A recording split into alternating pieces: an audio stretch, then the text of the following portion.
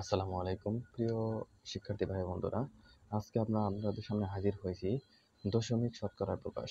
ঠিক আছে, মানে একটা পার্সেন্টেজকে কিভাবে শতকরাকে কিভাবে দশমিকে প্রকাশ করা হয় সেটা নিয়ে আমরা আজকে আলোচনা করব।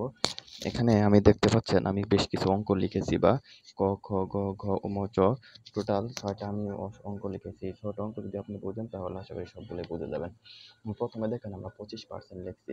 আচ্ছা, 25% মানে হচ্ছে আমরা এটাকে যেভাবে ভাঙাই সেটা হচ্ছে 25-এর সাথে 25 গুণন 1/, কত 100 দিয়ে আমরা গুণ করি। গুণ করার পরে তারপরে এটা কাটাকাটি করলে আসে 4 25 কত 100, তাহলে এটার অঞ্চল হচ্ছে 1/4। ঠিক আছে, কিন্তু এখন যদি এটা আমরা দশমিকে প্রকাশ করি তাহলে কিভাবে প্রকাশ করব?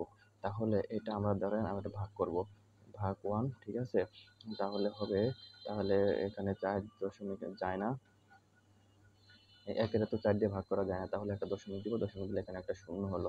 তাহলে এখন কত আসলো 2, 2 বাজলে 4 দুগুণে কত 8। ঠিক আছে, 10 থেকে যদি আমরা 8 বিয়োগ করি থাকে কত 2। তারপর এখন কি যায়? এখনো যায় না, তখন আমরা কি করব, 2 থাকলো। ঠিক আছে, তাহলে এখন আবার একটা শূন্য দিব, যেহেতু আগেই শূন্য দিয়ে রাখছি, তাহলে 4 25 কত 100 না, 4 4 5 20 20, তাহলে এটার অ্যান্সার হবে 20। তাহলে এটা যদি আমরা 25%কে দশমিকে শতকরায় দশমিকে প্রকাশ করি তাহলে কিন্তু আসবে টোটাল সমান সমান আসবে দশমিক 25 আসবে। আর এটা যদি সরাসরি আমরা শর্টকাট নিয়মে করি বা সরাসরি করি, তাহলে যেহেতু আমরা নিচে 100 দিয়ে 25-এর নিচে 100 দিয়ে ভাগ দিব, তাহলে 2 শূন্যের জন্য 2 ঘর আগে একটা দশমিক বসাই দিব। তার মানে হচ্ছে 25%কে যদি আমরা দশমিক আকারে প্রকাশ করি তাহলে 25% হয়ে যাবে। এটা কিন্তু একটা সহজ এবং সুন্দর টেকনিক। আচ্ছা, দ্বিতীয় নাম্বারটা আমরা দেখেন যে 20%। তাহলে 20% মানে হচ্ছে কত? আমরা জানি সাধারণ নিয়মে করলে 20 গুণন হচ্ছে 1/, কত 100, এটা আমরা করি। তার মানে এটা কাটলে এটা কাটলে কত 5। আচ্ছা, তাহলে এটা যদি কাটি তাহলে কত আসবে 5। ঠিক আছে, তাহলে কত 1/, কত 5। 1/5 এর যদি আমরা ভাগ করি, 1 একের যদি 5 দিয়ে যদি আমরা একের ভাগ করি তাহলে আপনারা জানবেন যে পয়েন্ট কত আসবে 0.20। মানে তার মানে হচ্ছে সরাসরি 20%-এর নিচে আমরা একটা 100 বসাই দেওয়ার পরে তাহলে আমরা এই শূন্য যদি কেটে দেই, বা এই 2 ঘর আগে দশমিক, 0 1 2 2 ঘর দশমিক সমান সমান হবে কত 0.2। এটার অ্যান্সার কত শুধু আসবে 0.2। সেম ভাবে তাহলে 30 নিচে হচ্ছে 100। ঠিক আছে, 1 2 2 ঘর আগে দশমিক, তাহলে 0.3। এটার অ্যান্সার কত হবে 0.3। কত সুন্দর দেখছেন? আপনারা শুধু লজিক্যালি বুঝলে অনেকগুলো হয়ে যাবে। আচ্ছা, সাধারণভাবে যদি কাটি এই শূন্য কাটা গেল, কাটা যাওয়ার পর তাহলে কত 2 ঘর।